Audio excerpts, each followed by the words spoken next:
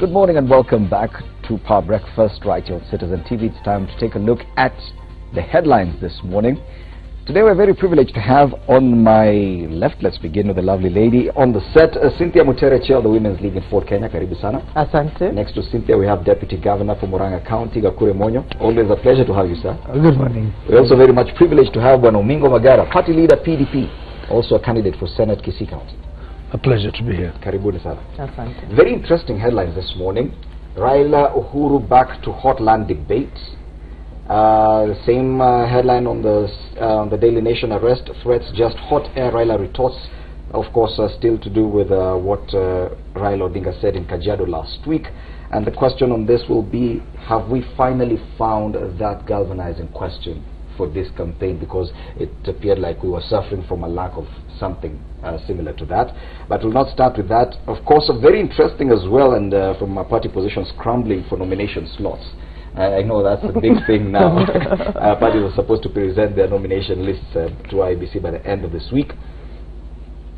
Of course, the other big stories about this journalist from Nation Media Group who's still in police custody on allegations of bribery, but we will not dwell much on that story. Let's start off with this very interesting story on the top strip of the Daily Nation. Primary school shut after delinquent pupils beat up teachers. Stories on page 9.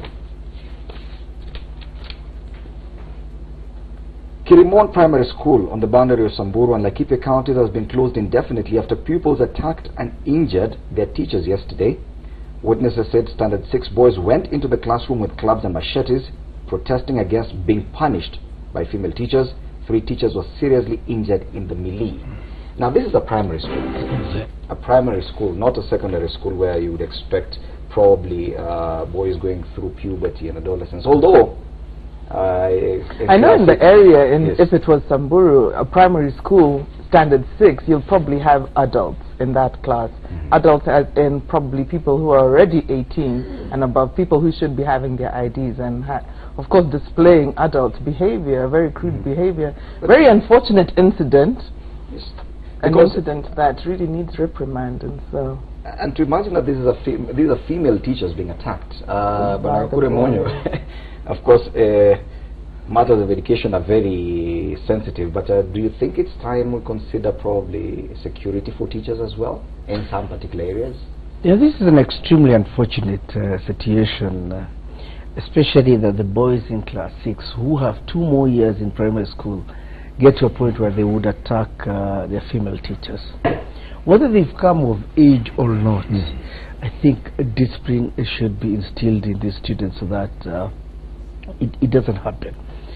If you remember, friend, I've said here before that when we run on a culture where we are teaching the youngsters that strike, disharmony and all that, you can see it coming back to us and getting to hit back. If teachers have shown their pupils that they can strike, then they will pick some bad habits on this. Extremely unfortunate. I pity the women or the lady teachers, but I would urge them to push on and make sure that they turn those pupils to better Kenyans. Samburu is already a hardship area. Now for teachers to experience such kind of attacks inside their schools from the same people they're supposed to be teaching is even more unfortunate. First, it's worrying. You know, seriously worrying, because the society has therefore sunk that desperate. I remember my days in primary. We would stand for a teacher to cross the road whenever the teacher is passing. We would not sit in a bus when the teacher is actually in the same bus. Today, our social fabric has been torn apart. And I want to agree with the Deputy Governor that what the kids learn is from us. There are civil liberties that we picked and copy-pasted. Liberties that we display on media here, that our rights, haki yetu, we work with impunity, and this cuts across from the political divide into the administration of school, the schools where teachers also take leaves, twigs and demonstrate on the streets. But it's a serious, regrettable thing. And if there's no discipline I can tell you, it doesn't matter whatever you do, you're bringing up almost an animal type of human being. Because what's separated from beasts is the discipline and decorum we walk up with.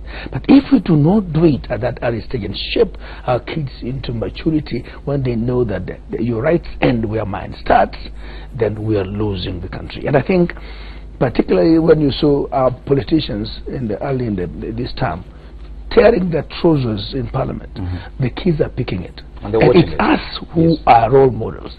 That's why sometimes I don't introduce myself as a honorable, because some of us are horrible in terms of presentation. And that's why actually, okay, I'm not an authority to speak on pastoral communities, but I'm just imagining by the time children are transitioning into secondary school, they're already adults. That's why I began by saying that these boys are already adults, at least 18, because of just the way they move with the kettle and then come back to school and then go back into herding and then come back into school. So you're finding people who have already been initiated by the community, who are already men, who are now operating as men, and when they come into the classroom, then now they're treating their women as lesser people, people who want to discipline them in the way of academics, then they are meted with violence. And I do say, if then these are adult students, then criminal justice needs to take its course against them. Another very interesting paragraph in the same story, it has since emerged that yesterday's attack on teachers by pupils at the school was the third. Similar incidents took place in 2010 and 2013. And now you see, when something like this is allowed to happen over and over again, because even last year we saw what was happening in one school, cases of arson started in one particular school and then they spread across the entire country. If something like this is left unchecked, you know the kind of risk that we could be facing. Well, basically what I'm saying here is we also have seen, and I want to repeat here, that it is us who are actually playing bad role models to our children. We have institutions, and of course we have laws that are supposed to be operating, but unfortunately we pass a blind eye when it's convenient to do so. That matter should have been addressed early enough, so that the recurrence is not really a matter for us to visit. Because even in graft, once I steal and I can walk away, the temperature is now higher and I can do it. So unless we punish it at the nip at the bud, we are going to have a serious... You talk about punishment, but even the juvenile criminal system in Kenya is really wanting. We remember the same case I mentioned, arson attacks across the country. We did not have a single conviction. All the ones who were suspected to have been behind those arson attacks just went scot-free. Now, even this one, what will happen, even if you beat up teachers, if at all you know that, yes, nothing will happen to me, I'll still come back and continue my learning. Fred, in this case, I should be led to be seen to be old school. And old school in the sense that when I was growing up, if I did anything mischievous, any parent anywhere would discipline me. Any teacher from any school would as well handle me. And I think if I'll be perceived to be old school, I'll be perceived that I am very harsh. So be it. But I think discipline should be instilled, both at home, in school, in the churches and everywhere, so that the youngsters can also be tamed at a very early age. You can imagine these are class 6 pupils. What would the class 7, the class 8 do? What will they do when they get to Form 1 through to Form 4? So we are saying that we have lost it in the system when we still have some 7 years to go. If it is not tamed, then you'll get to a point that in Saburu and elsewhere, then it will be the female teachers who not tame. There is something I need to also pick up from my brother, and I want to belong to old school. Sometimes that's why we in our constitution also pick cultures that are positive to society. Even biblically, it said, spare a road and spoil the child. Really, we said there's no corporal punishment. Maybe that the advice was better because it was left rampant. But if you can have a disciplined master to administer corporal punishment, it is a critical thing that must be reintroduced into society, but we structure it in such a way that not everybody else can cane, because some of us need to have some bit of... So we should reintroduce corporal punishment? If I was given an opportunity today, at any forum, that legislation will be put in place. You're hoping to go back to the Senate. Is it something you would seek to That is something I'll influence at the earliest, so that not that we need to, bully children, but structure our disciplinary mechanisms. That's how we start instilling it. If you can't do it now, you can't bend a tree when it's mature. We must bend it today. Do you agree with Bwana Magara that we should probably introduce corporal punishment? I want to go with the old school argument, but basically now stand on the point that it takes a village, especially in Samburu, it takes a village to raise this child. And of course community and cultural practices are still at play to a large degree, even in academia. And even seeing now how the boys are treating the female teachers, then it would take the village to instill in the people, in the boys coming up into adulthood, to know that these teachers are really your role models. These teachers need to be respected. They're not just women that you can just disregard and treat anyhowly, that even when you've been initiated at 13, 14, 15, coming into manhood, that you still need to respect this woman. Yes. And so, yeah, that is some cultural legislation, I suppose, that county governments should be looking at. One rather interesting and almost sad headline this morning: primary school shut down after delinquent pupils beat up teachers. Let's take a look at another very interesting headline, and this is on the Standard. It's on page 6 of the Standard. Very interesting. High Court bans detention of crime suspects awaiting trial. The High Court has ruled it is illegal for police to detain suspects for more than 24 hours under the excuse that they are conducting investigations. The court yesterday declared the trend by police to seek court orders to detain suspects for further investigations without a formal charge in court illegal and against the Constitution. Now, it has become common for police to go to court within 24 hours to ask for permission to detain suspects for further investigations. Justice Luka Kimaru ruled that all accused persons had a right to have their cases determined expeditiously. Does this present a challenge as well? It's a double-edged sword. If the intention is to maybe punish, like in the previous administration when we were agitating for multipartyism, you'll be arrested on Friday, so that you can sit in jail in cells for the whole weekend and appear on Monday, and then they ask for extension of time to do the investigations. Sometimes it's used against the purported offenders, but to what I said earlier, that our Constitution is such a wide document that gives us serious civil liberties that almost end up living it like a free-for-all. Double-edged sword in the sense that if it was meant to punish you, this ruling is fine. But every case has got its own merit. I think this blanket declaration is actually also dangerous, in the sense that you've had somebody who has either raped a woman, and the community is actually up in arms. That fellow is safer in the cells than out here. That's number one. Number two, we have cases where people have committed atrocities of major magnitude. For example, terrorism activities. How sure are we that this guy, when he leaves the cells, will be kind of arrest him again, knowing for a fact that the extremism activities are very well-oiled activities. They can buy their ways out after being released from cells. So I think it's a double-edged sword, and it's fairly dangerous as well that when we give blanket issues, that liberty of the person who you want to release from cell, he will be more risky out there. So I think every case that has been looked into its own merit, and if I was director of prosecution, I think appeal to that decision. But Deputy Governor, of course, when police feel that their work is not really appreciated by the judiciary in terms of actually trying to contain crime by arresting even before finishing investigations, the police could actually resort to some other means that are not very acceptable, don't you think? I think, look at it from the spirit of the Constitution, that one is innocent until proven guilty.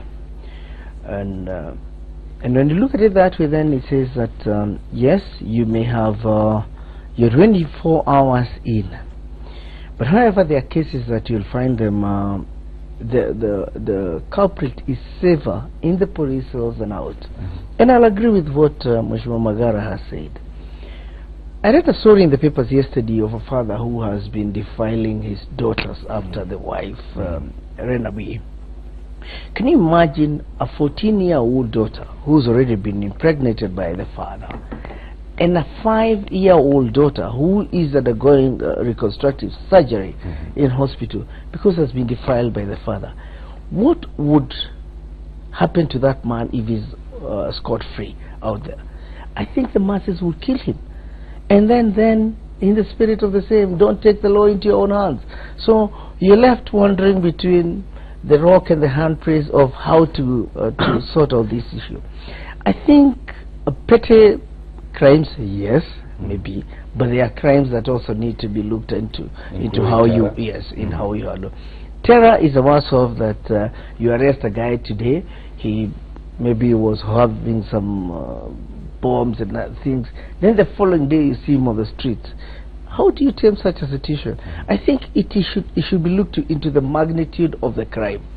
Petty crime, yes, but the other crimes I think is important and safer also for the country to have the culprits. I think one of the concerns, at least for the Mwananchi, has been the efficient and quick administration of justice, and so that law would really apply very well, so where you're seeing that there is efficiency coming through, that cases are, because it could be seen as a challenge to the investigators to do their job much faster. Well, increase. What are we talking about? People have been trained. People are sitting out there. Bring them into the workforce. Let them do this work. Young people being like having a research department at least filled with these people who are able to expedite some of these cases quickly. My only concern now would be, of course, cases of terrorism now, where now you don't want to use that blanket law. But then, of course, you want this. This is what people have been wanting, that cases are looked at very quickly, that this is administered very quickly, that justice is brought as quickly as possible, so that... It's not supposed to be a week as you do investigations, but truly 48 hours, whatever, is important, because we're also encouraging our communities to report cases that are serious, dangerous within the society. Now, I reported my deputy governor having been seen with a serious powerful list on what activities is going to do in the next 2 weeks. Maybe we are sharing a drink somewhere, and I've got that wind. I leave that information to police.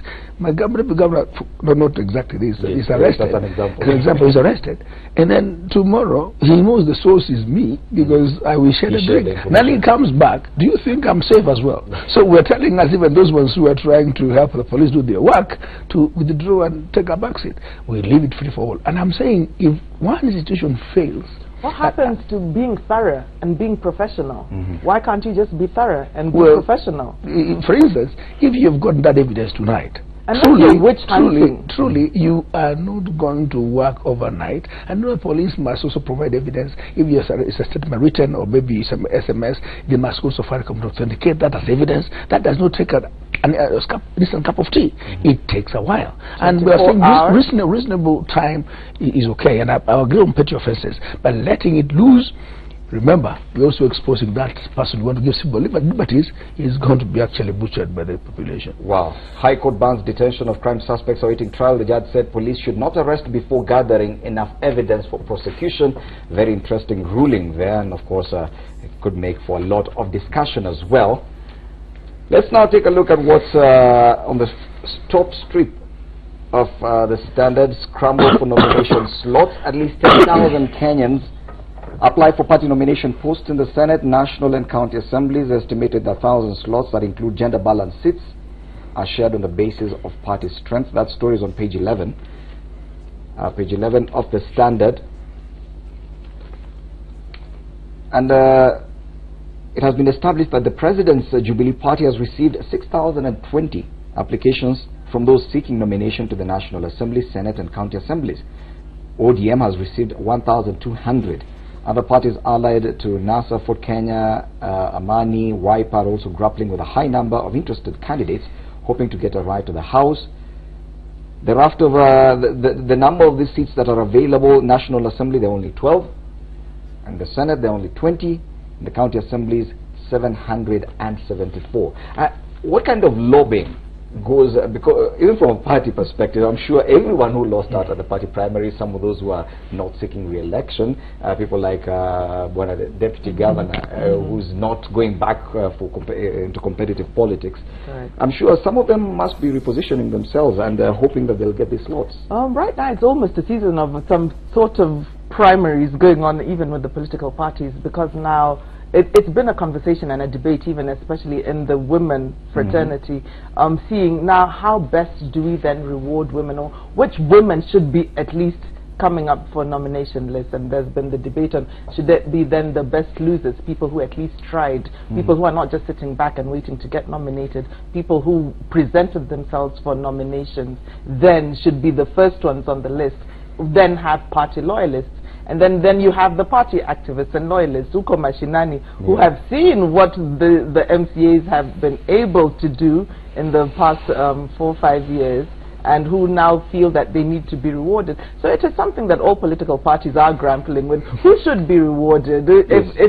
But it's the way you position yourself in the party, and it depends on how the party will be looking at it. Because what I know in Ford Kenya has done, of course, we got the briefing from IBC, and so now this exercise has been taken to the county. So the county offices are the ones that are going to be vetting these officials. They are vetting, of course, women who are presenting themselves, who do want to. You need to apply.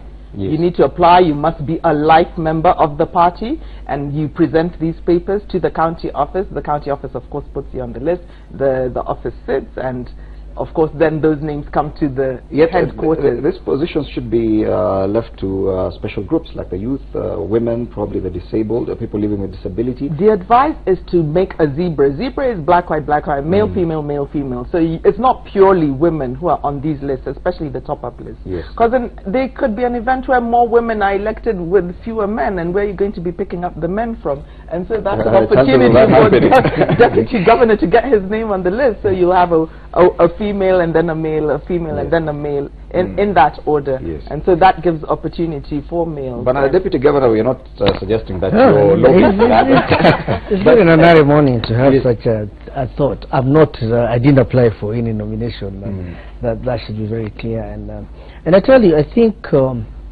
with the affirmative action, this has also come to be a third way that you can get yourself into the houses, because you must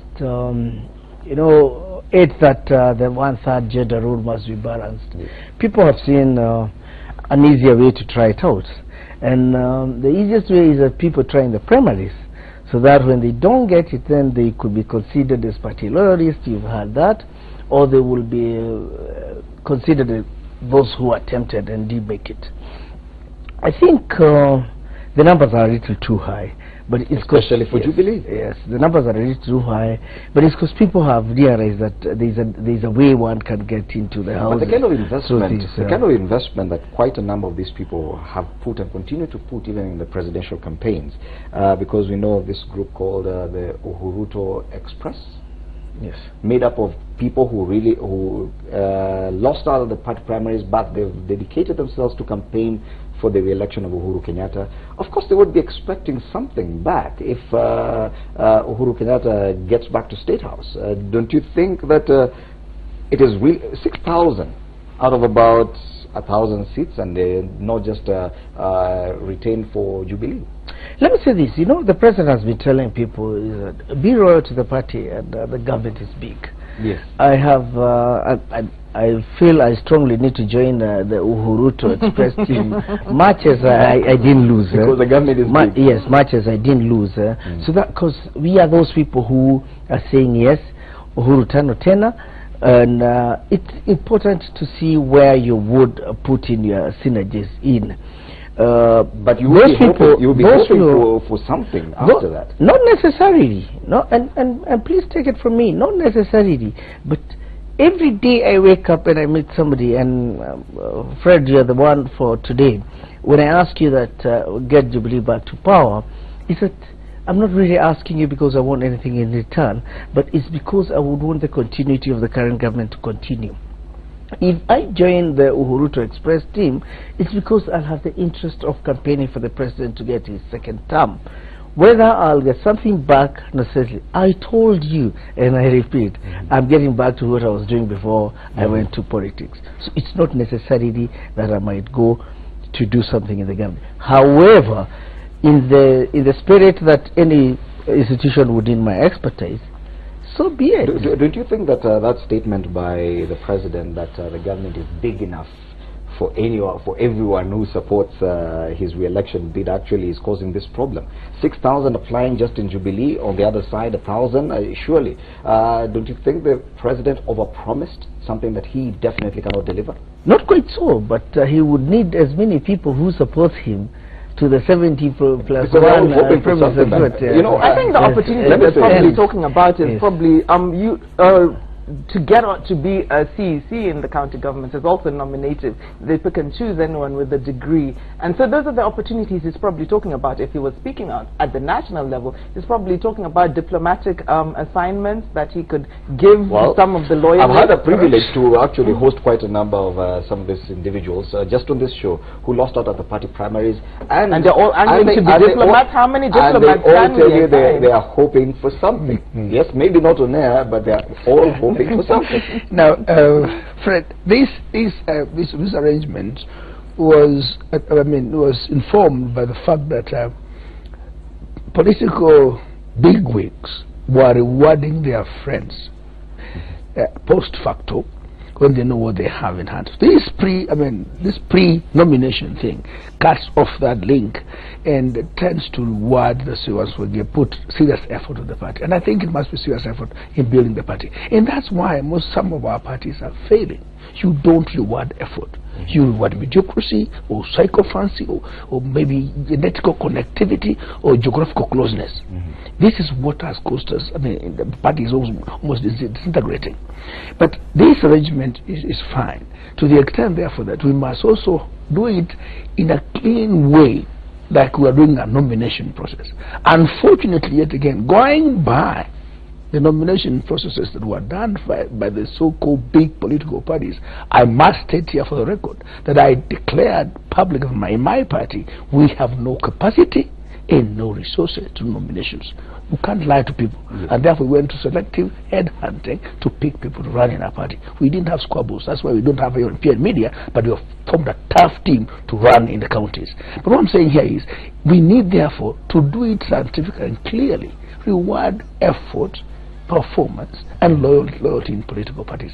Why we have serious party migrations is that nominations are not only unfair but extremely opaque. We hope also this process, and the IBC has given us guidelines a bit tight and strict. Going by that, I think we can be able to do a better process, because it is subject to scrutiny. Before you, as it goes in, so you are judged as you go in. Should we expect the kind of political upheaval we saw with the nominations to IALA, the East African Legislative Assembly? Because that it's still fresh in our minds.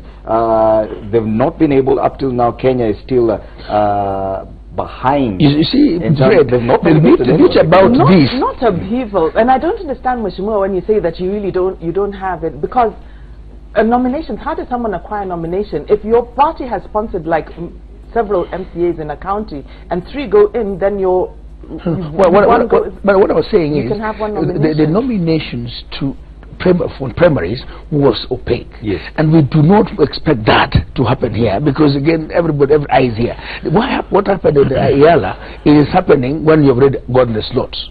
Now, if you make a mess of this one before your elections, the people who are supporting can also withdraw their support. So we must be scientific and proper in managing this process. You can lose a very serious support and through maybe apathy by not doing it right. Do you think it will happen again with this? The gabble in this case, it is very severe, especially at the county levels, because people have already done their political mathematics and seen how many, for example, ladies made it in the primaries. Then you can see, assuming that all those who made it in the primaries will make it, then you will see a window of there'll be a certain number of ladies being nominated. So people have put in a gamble to try their luck in this, and it will balance at the county assemblies with the numbers of those who will make it. In Parliament, the 12 and Senate, the numbers are small.